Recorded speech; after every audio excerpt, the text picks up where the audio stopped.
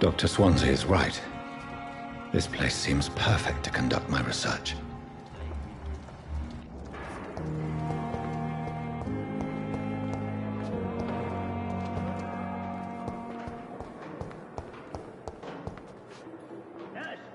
Good evening, sir. I'm Dr. Reed. I believe we're going to be colleagues. Reed? Yes, I've been informed about your arrival. I'm Waverly Ackroyd. Welcome aboard, I suppose. Does my arrival inconvenience you in some way, Dr. Ackroyd? Let us just say that I don't particularly share Dr. Swansea's enthusiasm for hiring you. What we need here are reliable professionals, not overrated dabblers. If you have a problem with me, Dr. Ackroyd, please feel free to tell me. Dr. Swansea has imposed your presence on this hospital without asking anyone's advice. The benefit of his position. But I don't agree with it. I know we've never met before, but I believe this hospital could use all the help it can get. You will agree with that, I'm sure. Oh, but I have heard about you, Dr. Reed. Of course, you can't say the same about me, since I have not wasted my time courting the press. There is no need for such animosity between us. Don't you think the epidemic is already enough to deal with? That is one point we could agree on. And that is precisely why I want to be sure that you will be of help to this hospital, instead of a burden. Since your tenure in this hospital is longer than mine, perhaps you can tell me more about this place. Let's just say I'm tired of the carelessness around me. I have always respected the skills of Dr. Swansea, but over time his enthusiasm has become displaced. Carelessness? Exactly what are you talking about? We're here to save lives. The people who trust us are not volunteering for experimentation. They're here to be healed. I don't intend to run any radical experiments, Doctor. Even if I, as any good practitioner should, express an interest in pushing the boundaries of medical research. Modern medical methods were created through audacity and ego. But there are rules in our line of work, and they're here to protect our patients.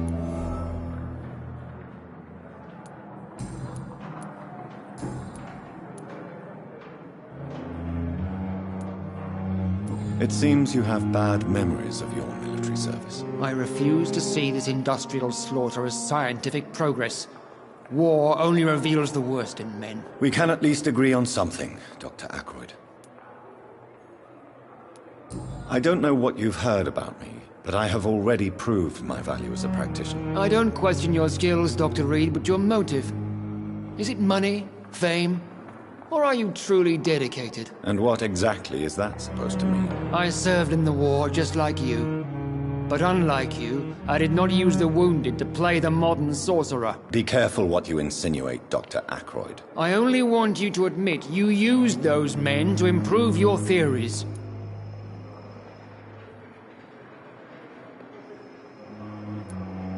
This is ridiculous. My blood transfusion technique saved many lives, and you know it. You see? That is exactly what I hate about people like you. You avoid this kind of accusation instead of facing reality.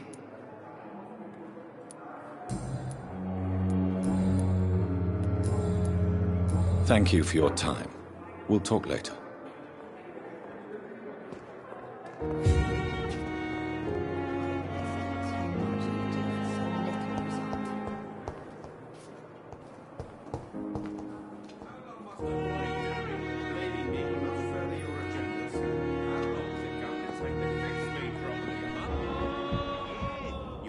To disapprove of our methods, and you will kindly apologize when you're feeling better. What can I do for you, Doctor?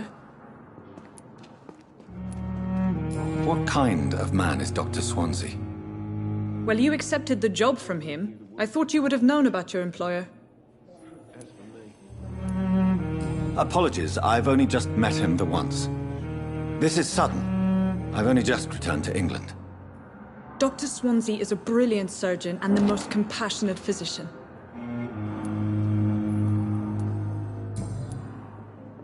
Thank you, Nurse Crane. My sweet girl. But in the circumstances, I'm Reads me like a book. the doubt. Good evening, sir. I'm Dr. Reed. May I help you? I don't know if a third opinion is needed. Your colleagues are already arguing about my condition. I see. Would you mind telling me more about your situation? I'm Harvey Fiddick.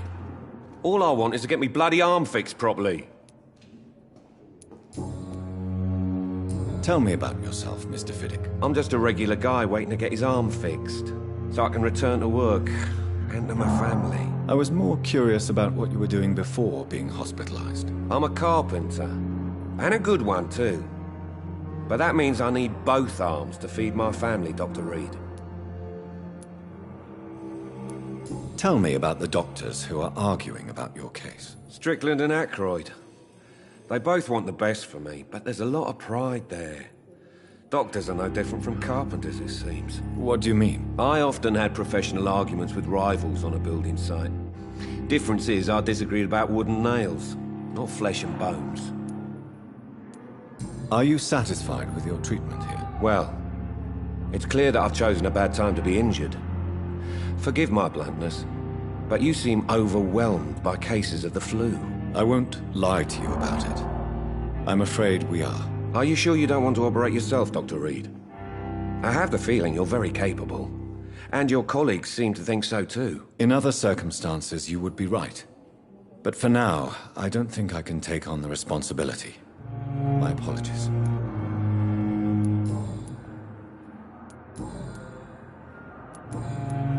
Goodbye for now, Mr. Fiddick. I'll see you later. I will not let you... This hospital seems to be falling apart. But inside, to give you the benefit of the doubt.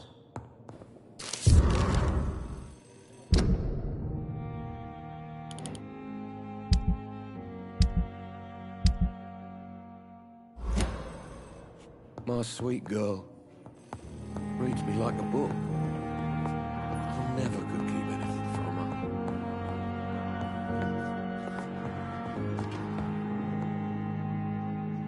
I'm quite busy right now, Dr. Reed. Thank you for your time. We'll talk later.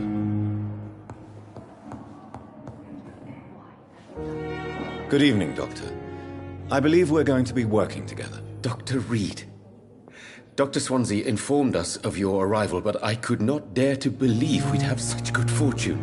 Such an honor, sir. Thank you. And you are? I am Thoreau Strickland, Dr. Thoreau Strickland. I'm a great admirer of your work, Dr. Reed.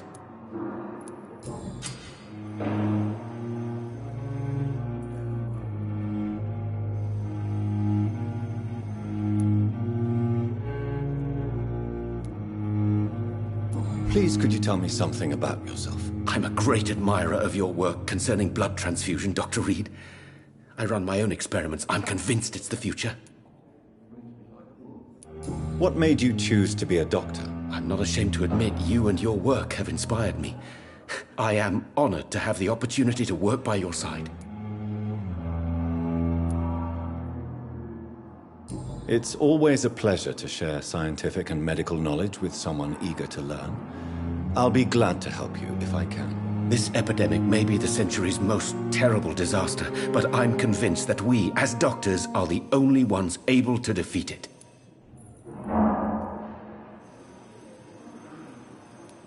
I based my technique on my mentor's research.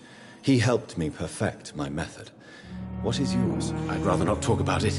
For now, it's just theories and first approach. My process is purely experimental and unsuccessful. As long as you're cautious and methodical, you may remain empty-handed, but you won't fail. You're not the first one to warn me, but I am convinced knowledge is the main weapon against the ravages of this epidemic. What can you tell me about the Pembroke? Well, it has always been an honor to work with Dr. Swansea. But with your arrival, I can't think of a better opportunity to learn about blood transfusion. Do you need help with anything in particular? Well, yes, maybe. I'm waiting for a batch of products I ordered for my personal research, yet my supplier seems to have vanished. Do you want me to play the errand boy for you? Oh no, Dr. Reed. But if you went personally to his shop, what with your reputation and all, he wouldn't dare to refuse the products I need. I see. Well, give me the address, for I may pass by if I have time.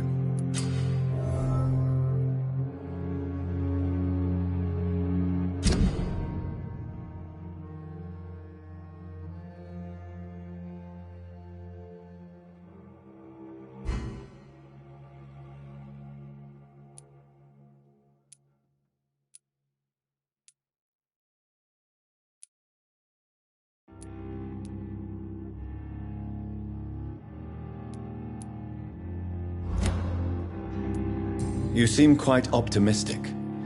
It's a rare and precious attitude in these difficult times. I'm convinced that this epidemic is a test of endurance and dedication for us men of science. Questions remain about our capacity to resolve the situation. True. Last summer, during the first wave of the epidemic, I used to joke with Milton about the extra work. We're not smiling now. What do you think of Dr. Ackroyd's aversion to modern medical methods? It's a shame he's so narrow-minded. Dr. Swansea taught me that science is about exploring uncharted territory. I'm convinced that's true. With the influenza and all that's going on, you should put your differences aside, don't you think? Why is it so difficult to work together? I believe that if Dr. Ackroyd had been the one to discover the transfusion process, he would be the first to recommend its use. So you believe it's just a question of jealousy and pride? Dr. Ackroyd is as proud as he is blinded by his obsolete concept of medical science. Goodbye, Dr. Strickland.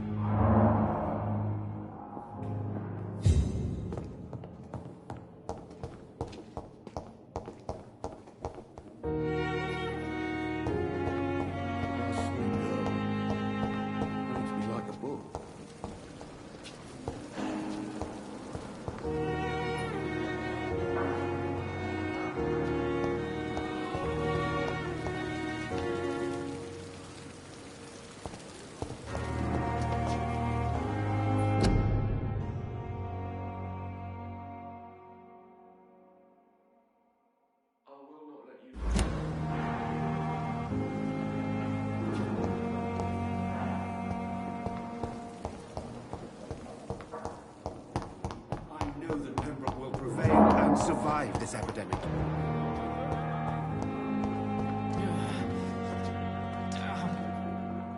Good evening, miss. I'm Dr. Reed, the new surgeon at the Pembroke Hospital. And who are you? Your name has no meaning to me, mortal. You're nothing but dust blown by the winds of eternity. I beg your pardon? What are you begging for, mortal? My clemency? Well, tonight maybe I'm inclined to mercy. You'll never forget the night you met Thelma Howcroft. You keep calling me mortal. Why is that? And if I'm mortal, what are you? Well, Dr. Reed, if you must know, I'm a vampire. And why do you believe you're a vampire? I don't need to believe anything. It is what I am. It is what I feel within this hollow shell of flesh. Please, describe to me how you feel. What is it like to be a vampire? I can hear my body crumble from the inside as my flesh cracks and fades. I sense the last pulse of postulant blood within my drying veins. I need new blood. I see. Have you ever heard of Cotard's syndrome, Miss Howcroft? Never. It's a mental illness discovered by a French neurologist named Jules Cotard. The affected patients are delusional.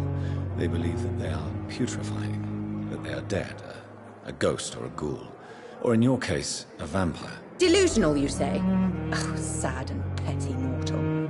You can't even begin to understand the concept of immortality. And you think it is I who am delusional. Don't worry, sir. I'll be back in 2 minutes. I'm assuming you must be a patient here. Am I right, Miss Howcroft? It's only a cover. To hide from my enemies. I can leave whenever I want. As a woman, a spirit, fog, or bat. Who are these enemies you mentioned? Can you describe them? I cannot say for sure. But I sense their eyes on me from nearby. I feel them watching me every time I visit the garden near the morgue. The staff here are not your enemy. They're here to help you, to care for you. I'm not speaking of the doctors in white. I'm speaking of the men and women who hunt me, for I am a vampire. I see. Don't worry. These people will not find you here. I'll personally make sure they leave you alone. Thank you, mortal, but do not interfere with them, for you are no match for those that hunt me.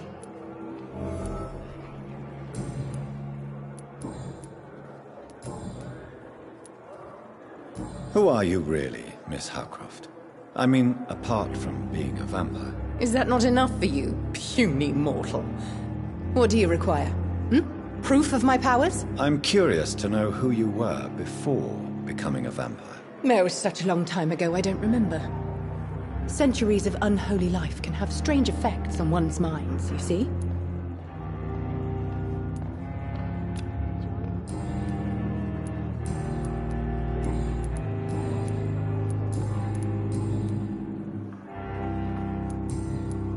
I'll leave you, Mistress of the Dark, to your nocturnal activities.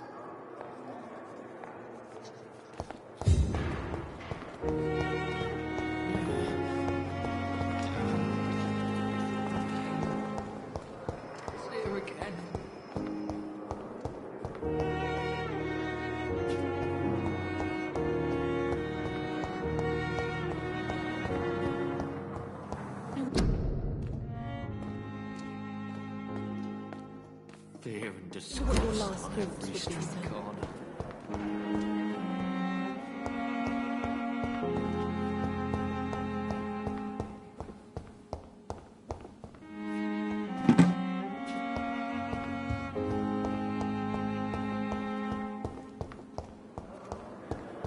Its effect on me. But the suffering continues. Damn.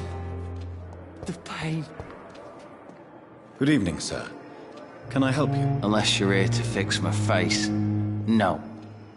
I don't think you can help me. I'm Dr. Reed. I've recently taken the position of head surgeon here. War injuries, am I right? You guessed right, Doctor. German shell took my pretty little mug right off. But they still call me Thomas Elwood.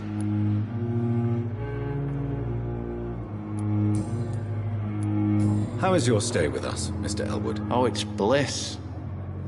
I just escaped death in the trenches to be surrounded again by the moans of the dying. Can I ask you precisely why you're a patient here? It's the pain, sir. The drugs don't work. It just hurts under the scars, if you get my drift. Can I do anything for your pain? Nurses gave me a bunch of pills. No effect. Told you. It's like the flames are under my skin, burning away. Who is treating you? Is someone in particular looking after your case? Nobody since the old and tired doctor spoke to me. Started to think I was forgotten about. Wouldn't blame you. You don't seem worried by that. My face hurts so much more when I smile or cry. I've learned it's easier not to speak. But be assured I'm smiling inside.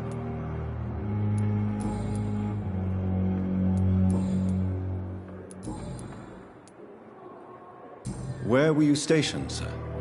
Did you serve for long? I really don't want to talk about all this shit. No offense. I was pushing too much. I served in France myself. I just wanted to know what happened to you. You were an officer, weren't you? Then I doubt we fought the same war, sir. No offense. How close are you to Miss Hawcroft? Are you aware that she thinks she is a vampire? To wait for her next nibble is the best reason to stay here. Every time she approaches my bed, she treats me like something tasty. A normal person. Aren't you afraid? She may hurt you if the game goes too far. She's quite harmless, I can assure you. Her head's broken inside is all. While I'm busted on the outside. But she's still beautiful. Living proof that there's hope for me. So do you let her bite you? You know that's not sanitary. And why not? She's only supping a few drops of me blood. And the pain, it's real for once. She could decide to bite less willing patients. Then it's another good reason for me to stay here, Doctor. You do realize she's mentally disturbed. It's called the Cotard syndrome. She truly believes she's a vampire. In her madness, she never refers to my scars. And frankly, if I could, I'd join her world. It seems much more fun than the real one.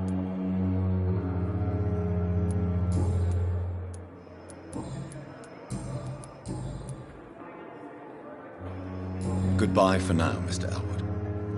Disgust on every street corner. The daily routine.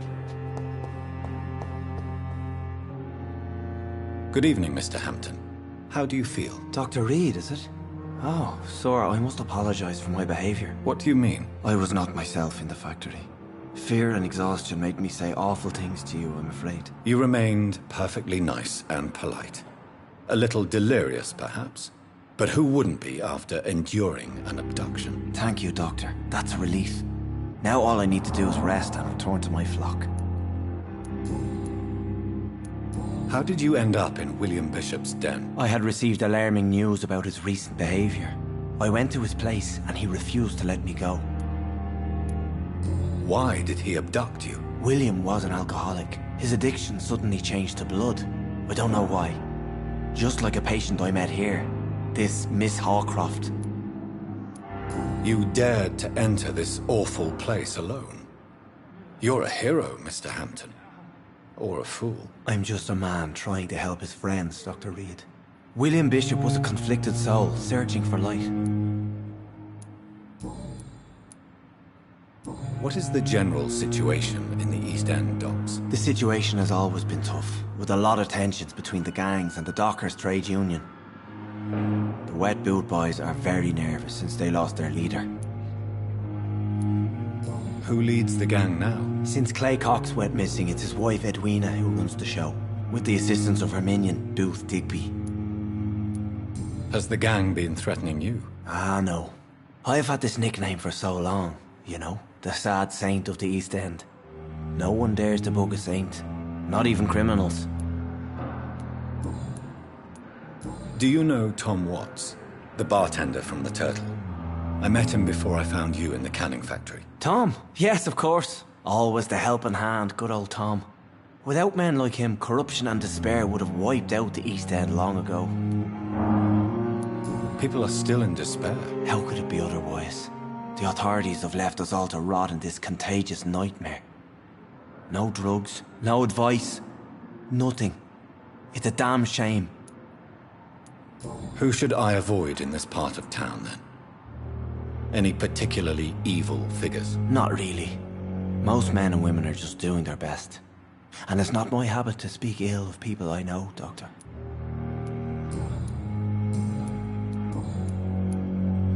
What do you do for a living, Mr. Hampton? I can't help but notice the cross around your neck. I manage a night asylum for the poor and homeless of the docks. And I try to guide the lost and hesitant on the right path to our Lord. Are you a priest, Mr. Hampton? A deacon, maybe? Not at all, Doctor. I'm just a man of faith willing to preach the good word. Why didn't you use your cross against William Bishop? To repel him somehow? That's a very strange question, Doctor. A cross is no magical token, if that's what you were trying to say. Not mine, anyway. Have you made friends since you arrived? Not really, but I recognize Miss Harriet Jones. I knew her when she lived by the docks. That poor woman had such a miserable life. You never came to see her here at Pembroke? Receiving visits when sick can be an important part of the healing process, you know. We're not just bodies. You're preaching to the converted now, Doctor.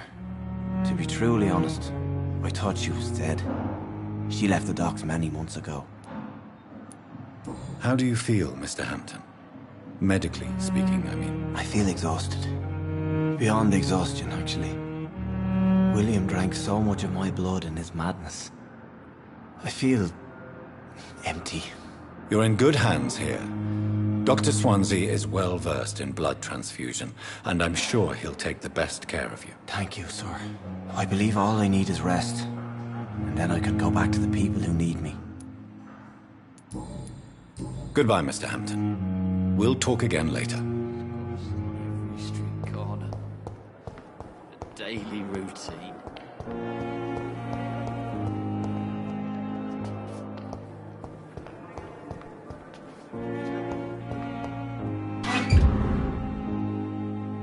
It's locked.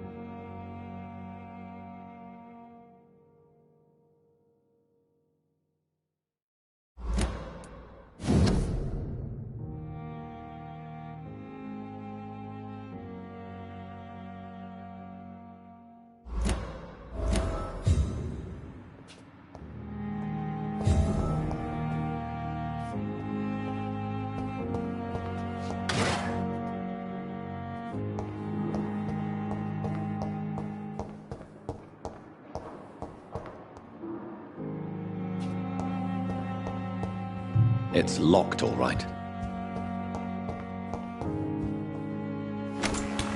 This must be the place. It's definitely away from prying eyes. Relegated to the shadows. A kingdom of my own. At least I won't be sleeping in a coffin.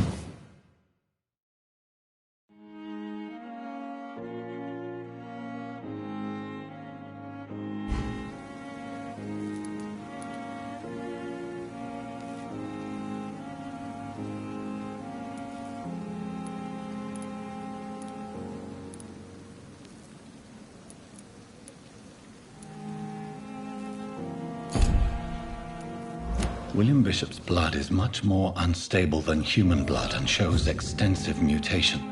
But this is not what happened to me. I must keep on searching. The sun is about to rise. I can feel it. Aren't the flowers dying? It needs water.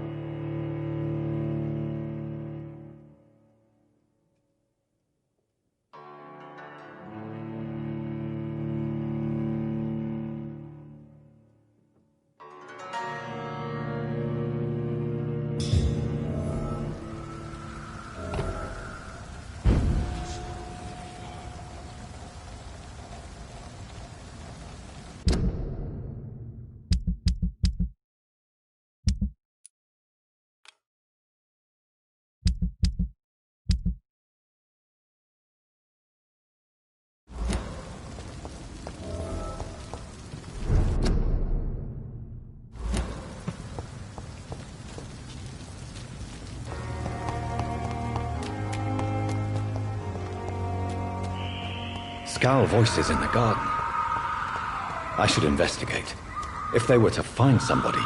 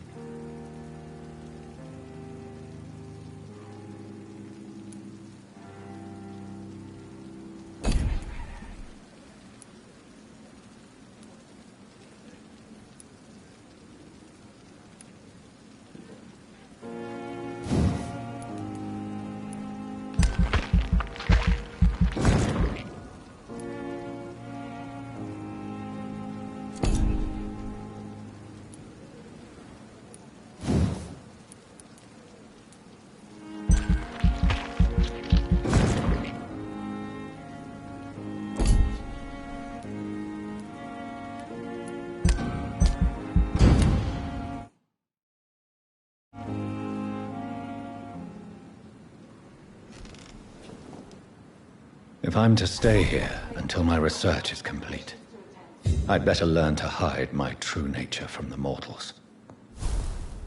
But what about my thirst for blood?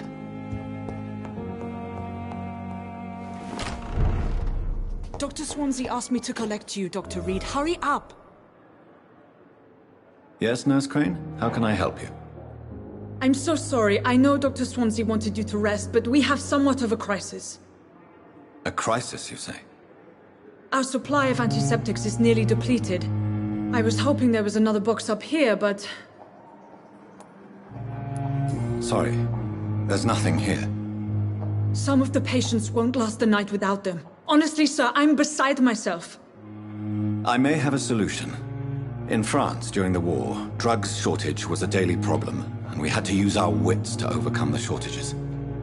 However do you mean? If combined correctly, certain household chemical products can be used in a pinch instead. Now, where's the hospital storeroom? The storeroom?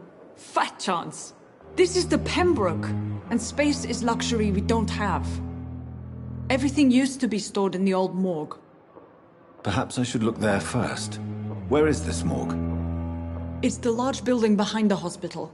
You'll need to go in the back door because it's been sealed off for sanitary reasons. Take this key. It opens a small back entrance at the end of a narrow street. The abandoned morgue behind the hospital. A small door at the end of a narrow street. On my way then. Thank you, nurse.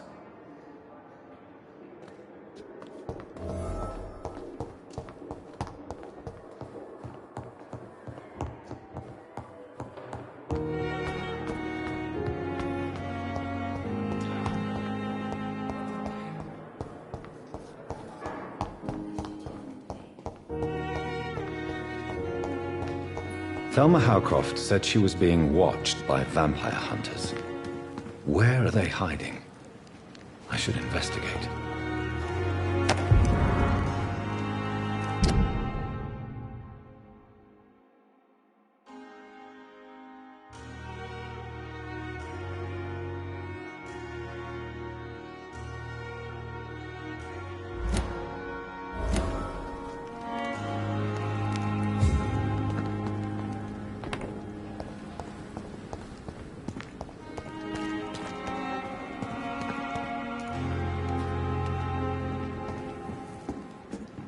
It's locked.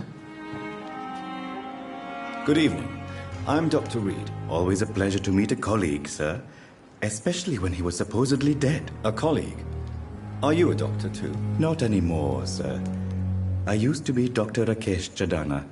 Now, I'm just Mr. Chadana, pawnbroker and humble guardian of this morgue. What do you mean, you used to be a doctor? Was your license revoked? No, sir. It is just that I like to be precise. I run a little pawn shop while taking care of the dead. But I used to be a real doctor. A pawnbroker? I expect you get all types of people here. Yes, sir. All kind of people. For I sell all kind of goods. Who comes here to trade with you? It's very unhygienic, even unsafe. Diseases can spread. For the customers, for the hospital. I'm very cautious, sir. I've been a doctor, remember? And all my clients are good people. In fact, I think I only know good people. What kind of goods? With the quarantine, it's not always easy to buy things. So I trade, I exchange. Some people sell, some others buy. I like to help.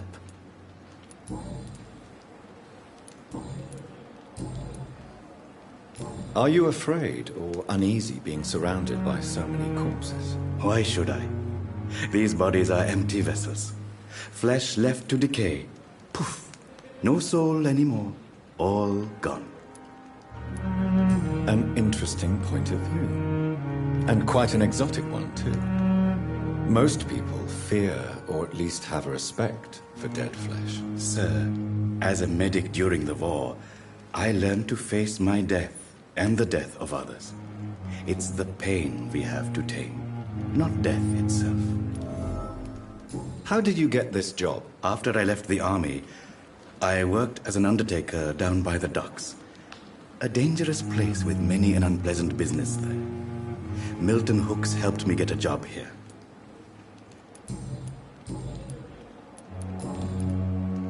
Have we met before? I don't think so, sir. Why? When we first talked, you said you were glad to meet me since I was reported dead. Funny story, sir. Your sister came here a few nights ago. You were missing, and she was looking for your body. She must be very relieved now. Do you work here alone? Yes, very easy work, sir.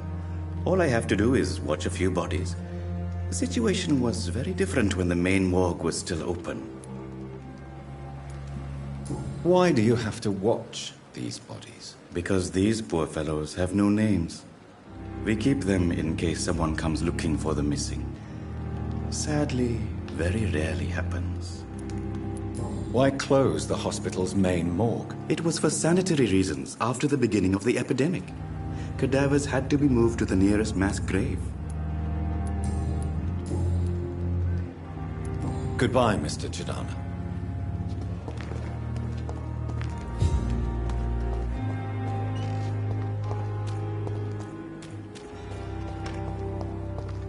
I'm sorry you ended up on my plain and cold medical bench. I understand you must be very angry about this unfair situation. I managed to arrange to have you buried in the same mass grave.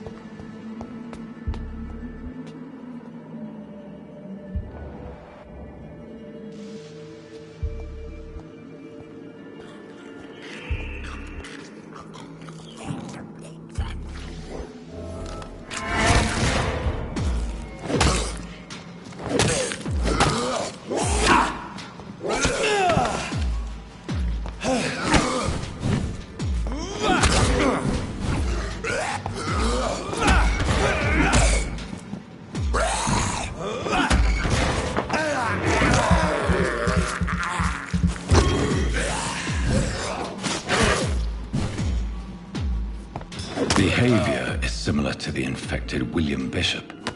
Must be the same strain. This sickness moves faster than influenza.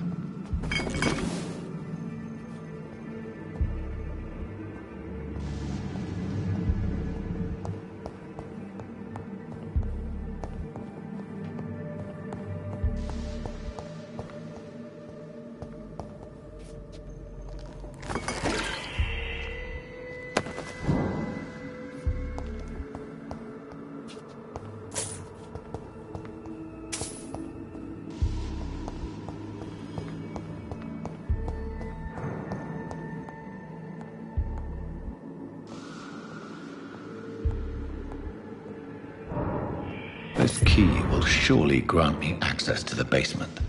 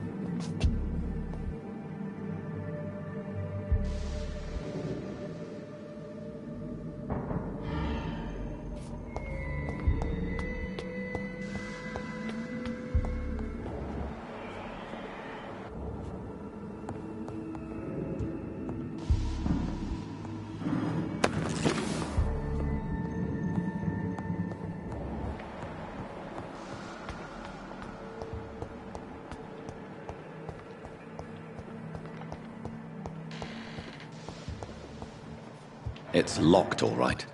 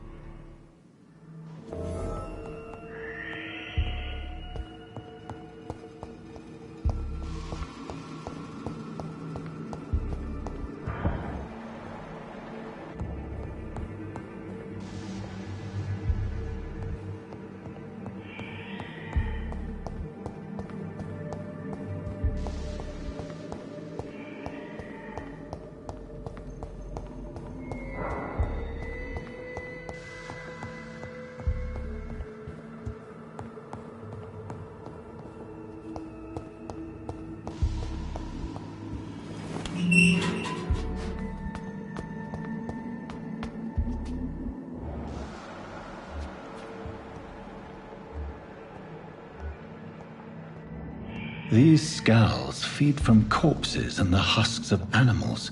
They're not after blood.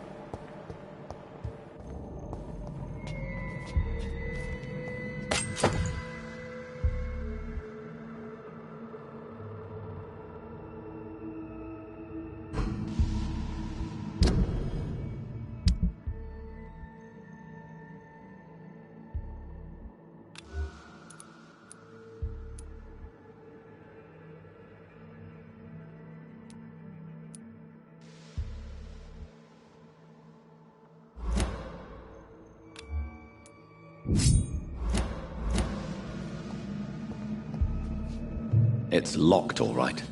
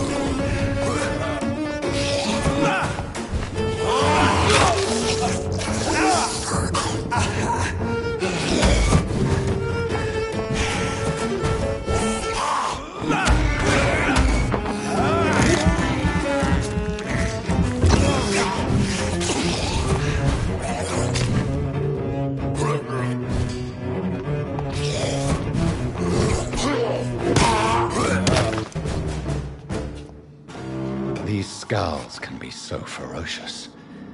I'm not sure I can defeat them without becoming stronger. To drink blood is so tempting. Sodium hypochlorite. Dangerous to administer, but efficient in the proper dosage.